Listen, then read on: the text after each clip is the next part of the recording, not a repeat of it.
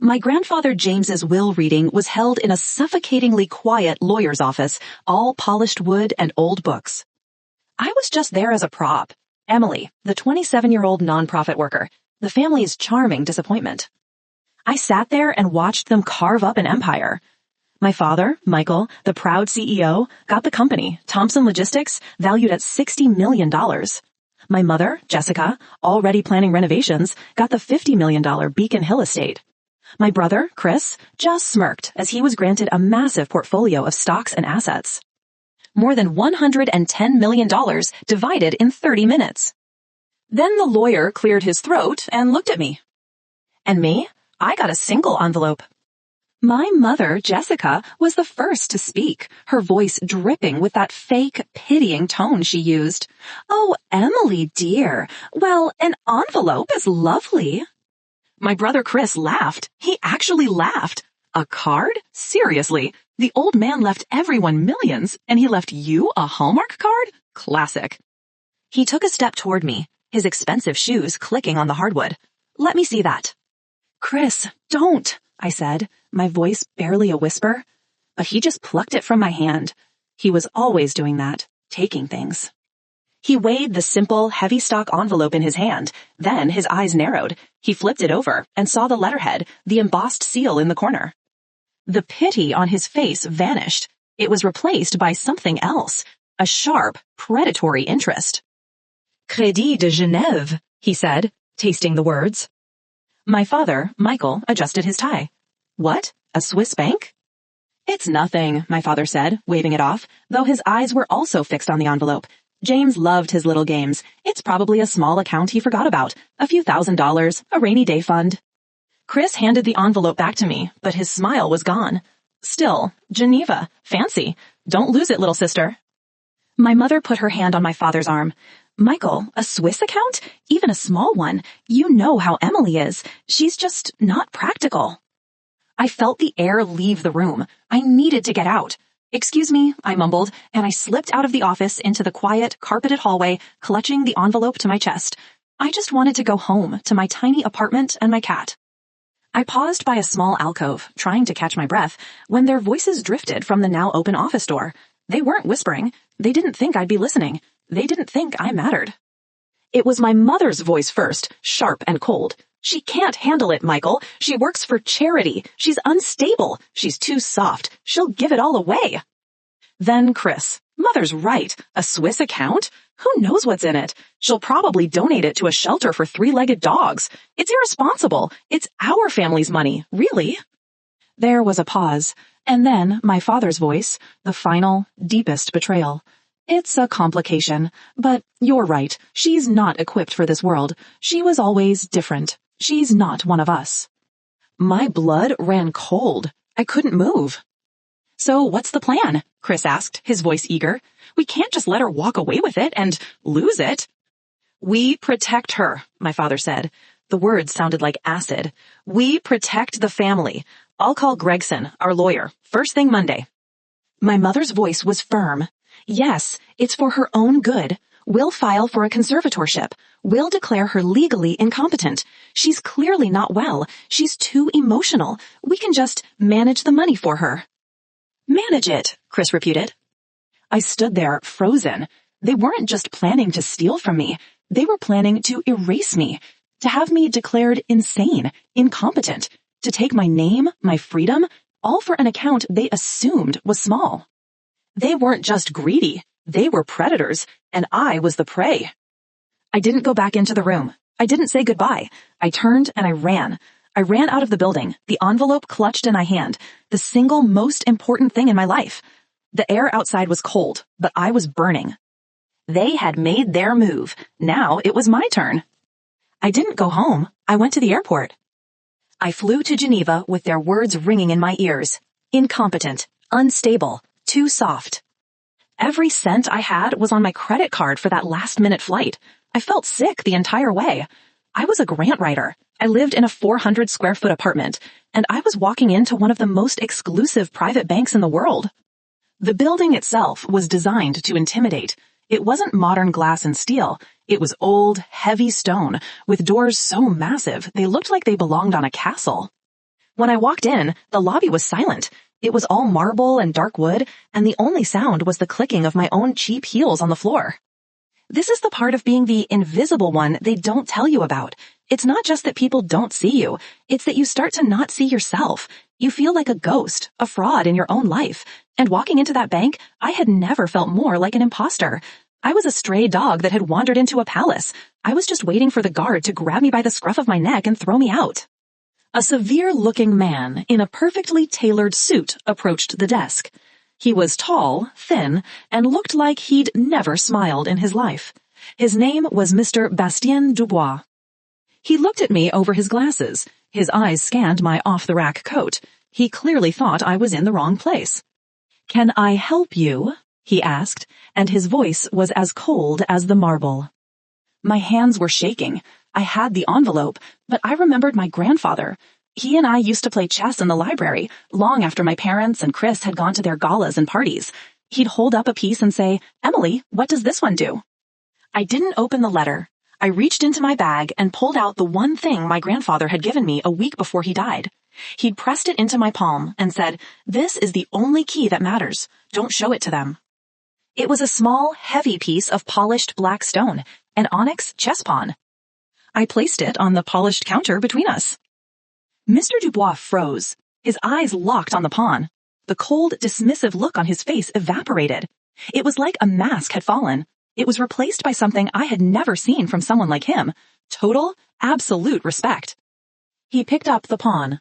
He didn't say another word. He just nodded once, sharply. "This way, Mademoiselle Thompson." He led me not to an office, but to an elevator. We went down, we went through a hallway of polished steel, and then another. He used a key, then a code, then a biometric scanner. We arrived at a final door, a vault so large it looked like it could withstand a direct hit from a bomb. He opened it. The room inside wasn't filled with gold. It was small, comfortable, just a table and 2 chairs. He gestured for me to sit. He placed the pawn on the table, opened a small, locked file, and pulled out a single, heavy sheet of paper. "Your grandfather was a very precise man," Mr. Dubois said. His voice was different now, warmer. "He was our client for 40 years. He set up the James Foundation Trust decades ago. He was the architect. I am just the executor." He turned the paper around and slid it in front of me. "Per his final instructions, upon presentation of the key, I am to inform you that you are the sole benefactor and controller of the trust." I looked down. I saw a lot of legal text, and then I saw the number at the bottom. It had too many zeros. I thought I was reading it wrong. I don't understand," I whispered. "That number, is that $2 million? Mr. Dubois looked at me kindly. "No, mademoiselle. The total value of the James Foundation Trust as of the market close this morning is $2.1 billion. I didn't cry. I didn't scream. I just short-circuited. The room started to spin, and I grabbed the table. I think I was collapsing. Mr. Dubois was already handing me a glass of water. 2.1 billion. And in that moment, sitting in a vault in Geneva, the voice of my grandfather was clearer than it had been in years. I suddenly understood every lesson. All those weekends he spent with me, not my father, not Chris. He wasn't teaching me to be soft. He wasn't teaching me about charity. He was teaching me about systems, about power. When he told me the loudest man in the room is always the weakest, he was talking about my father. When he told me never mistake arrogance for intelligence, he was talking about my brother. He didn't leave me a small account to be stolen. He left me an empire. He left me a fortress. My family thought I was the pawn, but grandfather had just made me the queen. He saw me. He knew exactly who they were, and this was his final move. I sat there for a long time, just staring at the number. $2.1 billion. It was a number so large it was meaningless. Mr. Dubois let the silence stretch, letting the weight of it settle on me. Finally, he spoke. "Your grandfather, as I said, was a precise man," he said, steepling his fingers. "He did not just leave you a fortune, Mademoiselle Thompson. He left you a test." I looked up from the paper, my head still fuzzy. A test? "He knew your family. He knew their character. And he knew your father's business practices." Mr. Dubois slid another, thinner file across the table. Your father's company, Thompson Logistics, is in trouble. He has over-leveraged. He has been arrogant. And now he is vulnerable. He tapped a name on the top sheet. A rival firm, Meridian Global, has been quietly buying up his debt. They are planning a hostile takeover. According to our projections, they will make their final move in 1 week. They will wipe him out. The company he inherited will be gone. I just stared at him. My father's company? Failing? Indeed, and your grandfather was fully aware of this. He structured the trust this way, with this timing, to present you with a choice. Your inheritance gives you more than enough capital to save him. You could buy all the debt, kill the takeover, and rescue your father completely. He paused, and his eyes were like surgical steel. Or you could do nothing. You could let it burn. You could let Meridian Global take the company as a consequence for your family's cruelty. The choice is entirely yours, mademoiselle. Revenge or rescue? My heart was pounding. This was the crucible. Let them fail. Let them feel the pain they were so eager to inflict on me. The word conservatorship echoed in my head. Incompetent. Unstable. I could destroy them by just sitting here. But then I thought about my grandfather. I thought about those chess games. I looked at the onyx pawn still sitting on the table. I remembered what he told me, his voice a low rumble in the library. Emily, never play the game they set for you. When a predator corners you, they expect you to do one of two things, fight back or surrender. They never expect you to buy the entire forest. He wasn't testing if I was kind. He was testing if I was smart. He didn't leave me this power to be a passive observer. He left it to me because I was the only one he trusted to use it. He didn't build a fortress so I could hide in it. He built it so I could command from it. My father was a predator. My brother was a predator. And Meridian Global was a predator. My grandfather's final lesson clicked into place. You don't save the prey from the wolves. You become the apex predator. I pushed the file back across the table. The fog in my head was gone. The charming disappointment was gone. I looked Mr. Dubois in the eye. Neither, I said. He raised an eyebrow, just slightly. I won't let my father's company be destroyed, I said, my voice cold and clear, a voice I didn't even recognize. And I won't save him. I'll do something else. I took a breath. The grant writer was giving her first order. I want you to buy Meridian Global, all of it. I want you to buy it this week, and I want you to use their own plan against them. And then I want you to buy all of my father's debt, quietly. Mr. Dubois allowed himself the smallest hint of a smile. He understood immediately. You will be the wolf, mademoiselle, not them. I will be the holding company, I said. I stood up, my legs finally steady. One more thing, Mr. Dubois. I need a new residence, back home. Of course. Do you have a neighborhood in mind?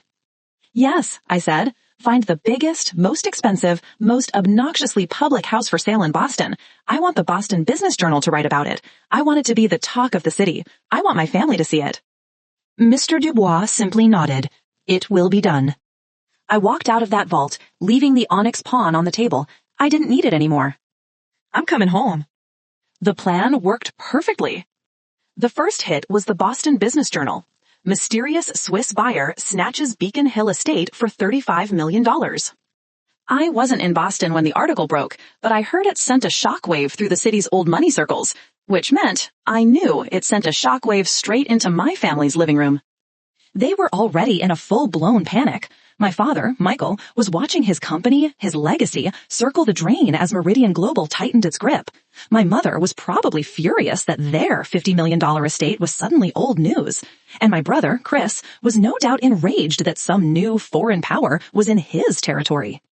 They were trapped, cornered by the hostile takeover on one side and this new flashy display of wealth on the other. They had no idea the two were connected. They had no idea both were me. While they were spinning, I sent a single text message to my father, my mother, and my brother. It was just an address, the address of the $35 million house. It just said, "Be here at 7 p.m. We need to talk about your future." I arrived an hour before them. The house was obscene, a 4-story limestone mansion overlooking the park. It had a ballroom. A ballroom. I walked through the massive, empty rooms, my footsteps echoing on the marble floors. And as I waited in that cavernous silence, it hit me, the last, biggest wave of it. That shadow, the imposter's shadow, the voice that had lived in my head for 27 years, the one my family had so carefully cultivated. It whispered, "Who are you? You're Emily. You write grants. You live in a tiny apartment. You are soft." I looked at my reflection in the dark, floor-to-ceiling windows. I was just a girl in a simple black dress, swallowed by this palace. I felt like a fraud. Then the doorbell rang. I took a deep breath. I thought of my grandfather. I thought of the word incompetent. And as I walked to the door, the shadow just dissolved. It was burned away by the cold, clear anger that had been simmering for a week. I opened the door myself. They stood there, looking completely undone. My father's face was gray with stress. My mother looked around, her eyes wide with a kind of jealous horror. My brother, Chris, just looked confused, like his world was tilting.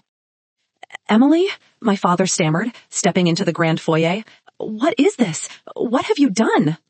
"You bought this?" Chris blurted out, pointing at the massive, sweeping staircase. "How? You can't. This is—" My mother, Jessica, was the one who said it. She was trying to fit the world back into a shape she understood. She looked at me, her face a mask of disbelief and envy. "Emily, did you win the lottery?" I let the question hang in the air. I let them stand there, small and confused, in the middle of my enormous new hallway. "No," I said. My voice didn't shake. It was perfectly level. I didn't win the lottery. I looked at each of them, one by one. I went to Geneva. I met with Mr. Dubois. The James Foundation Trust is valued at $2.1 billion. The only sound in the entire $35 million mansion was the sound of their breathing, which just stopped. The room went completely, perfectly silent. It was like I'd pulled the pin on a grenade and just held it in the center of the room. Their faces were frozen. My mother, Jessica, looked like she'd seen a ghost. My brother, Chris, just kept opening and closing his mouth like a fish, unable to form a single word. My father, Michael, was the first one to reboot. His mind, always calculating, was frantically trying to process this new reality. He saw the $35 million house, he heard the number, $2.1 billion, and his desperation finally found a new target. His panic about the company, which I could see written all over his face, suddenly melted into a sick, oily kind of hope. He took a step toward me, his hands half raised. "Emily," he stammered. His voice was all wrong, a wheedling, pleading tone I'd never heard from him. "Emily, if you have that, if you really have that kind of money, then you have to help me." I just looked at him, not as my father, just as a man, a failed CEO. "Help you?" I asked, my voice quiet. "The company," he said, the words spilling out in a rush. "Thompson Logistics, there's a problem, a big one. This firm, Meridian Global, Emily, they're trying to destroy me. They're trying to take everything." "I know," I said. That stopped him. You know?" "I know all about the hostile takeover, Father. I know about the bad loans. I know about the over-leveraging. I know you were about to lose everything." A new light sparked in his eyes, a desperate, grateful light. He thought I was on his side. He thought the soft, unstable daughter had come home to save him. "You do?" he said, almost sobbing with relief. "Oh, Emily, you saved me. You paid them off. You saved the company for me. I knew it. I knew you were a good daughter." I let him twist for just 1 second. I let that pathetic hope fill the room. "No," I said. His smile froze. "I didn't save the company for you." What are you talking about?" he whispered. I took a step toward him, into the center of the grand foyer. I felt the cold marble under my shoes. I was no longer the girl in the cheap coat. I was the architect. "You don't have to worry about the Meridian takeover," I said, my voice cutting through the silence. "It's handled." "How?" he breathed. "I bought Meridian Global this morning." My mother made a small, choking sound. My father just stared, his brain completely broken. You bought Meridian?" "That's right," I said. "And last week, while you were busy panicking, I also bought all of your company's debt. Every single loan you used to prop up your pride. I bought all of it, from every bank, quietly. My father was shaking his head, trying to make the pieces fit. I don't understand. What does that mean? I looked him right in the eye. The man who called me incompetent. The man who was going to have me declared insane. It means I am the holding company, Father. I am your only creditor. I am your new majority shareholder. I let the last 5 words land one by one. I own Thompson Logistics. The sound my father made was a kind of high-pitched gasp. He staggered back, grabbing onto a console table to keep from falling. But it wasn't my father who broke the silence. It was Chris. My brother, who had been vibrating in the corner, finally exploded. His face was a dark, blotchy red. He looked like a toddler about to have a tantrum. "No!" he screamed, and the sound echoed in the massive hall. He lunged, not at me, but just into the empty space, his fists clenched.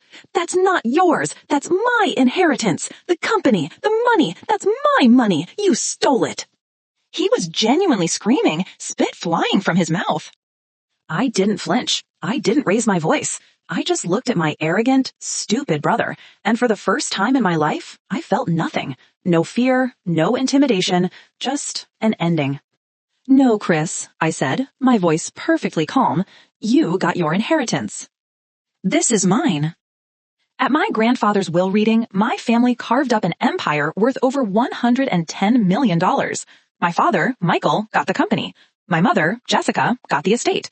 My brother Chris got a massive portfolio. Me, Emily, the family disappointment. I got an envelope. Their pity turned to predatory interest when Chris snatched it and saw the Swiss bank letterhead. I overheard them. They called me unstable and too soft. They planned to file for a conservatorship, to have me declared legally incompetent so they could manage the money for me. I didn't go home. I flew to Geneva. I walked into that bank feeling like a total fraud, but I showed the bank manager, Mr. Dubois, the key my grandfather gave me, an onyx kiespon. His demeanor changed instantly. He led me to a vault and revealed the truth. The James Foundation Trust wasn't a small account. It was valued at $2.1 billion. It was also a test. My grandfather knew my father's company was vulnerable to a hostile takeover from a rival firm, Meridian Global. He left me a choice, let it burn as revenge, or rescue him. I chose neither. I instructed Mr. Dubois to buy Meridian Global itself, and then to quietly buy all of my father's corporate debt. I summoned them to my new $35 million mansion in Boston. "Did you win the lottery?" my mother asked, stunned. "No," I said. "The trust is valued at $2.1 billion. My father, processing the news, immediately begged for help. "Emily, the company, you have to help me." "The Meridian takeover is handled," I cut him off. "How?" he whispered. "I bought Meridian this morning," I said, "and last week I bought all of your debt. I am the holding company, Father. I own Thompson Logistics. 1 year later, I run my foundation. My father is a humbled, effective employee who reports directly to me. And Chris, he gets my coffee." My grandfather taught me that true power isn't about what you can destroy. It's about what you choose to build.